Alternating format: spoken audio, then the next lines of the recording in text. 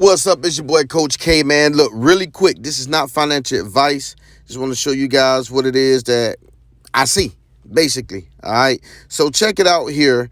We know the market still has been volatile, man. I'm just looking at something right quick that formed some kind of trend, right? All right. So we had a higher high up in here somewhere, right? Wherever you don't pay attention to the arrow, right? Just know that I'm trying to mark this space. All right, so basically, there's a higher high. All right, here's a lower low, right? And then here's a higher high, right? And this is a lower low, right? This is a higher high, right? Y'all see where I'm going with this? Lower low, right? Lower high, right? We didn't make a lower low. This didn't come down and make a lower low. This didn't come down and make a lower low, right? So now we're kind of like out of the downtrend, but it also didn't make a higher high, right? Which this area where you see my cursor is going up and down, like where the cross meets in the center with this yellow arrow that I put. This 4361 yellow area that I marked, right, will make a higher high if we can actually, a lower high if we can actually surpass this level, the 4361. We didn't make a lower low, and right now we haven't made a lower high either. So we're kind of sitting between the two. But we did miss the opportunity right here to make a lower low, you know, which kind of stopped the temporary downtrend. So once we surpass the 4361.97, it's going to be quite interesting to watch and see what the market does, right? Because, you know, we were in a temporary downtrend, you know. Well, I mean, we've been trending down overall anyway, but I'm just showing you guys as far as lower low, lower high, lower low, lower high. I'm just showing you that kind of trend, right?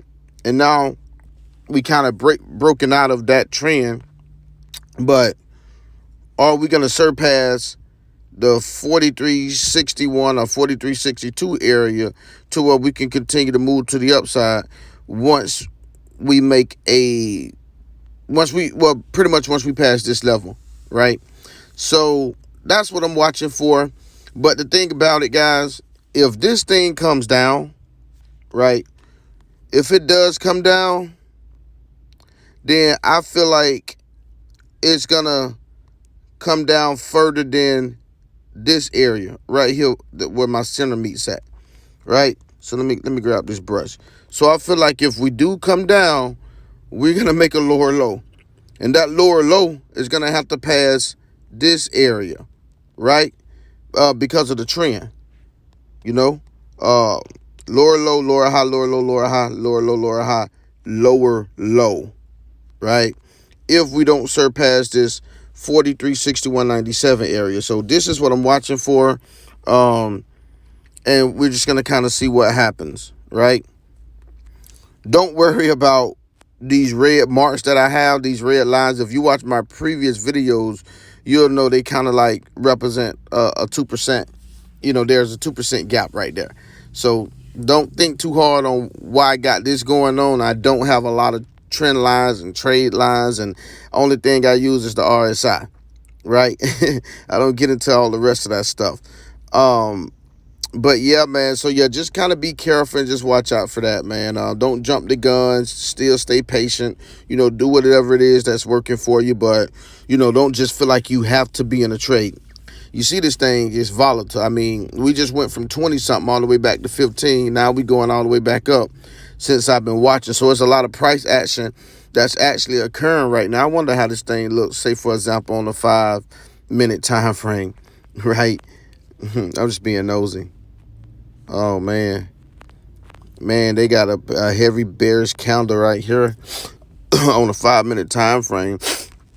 And I don't really trade low time frames like this, but I can see where there was a buildup of resistance at this 43.39, and it just looked like for the last few candles struggling to get past that area. So I mean, even if I was to take a short position here, which I think I might, my stop loss would be, anywhere above 43.40. So I'll do 43.41. I have a super stupid tight stop loss, right?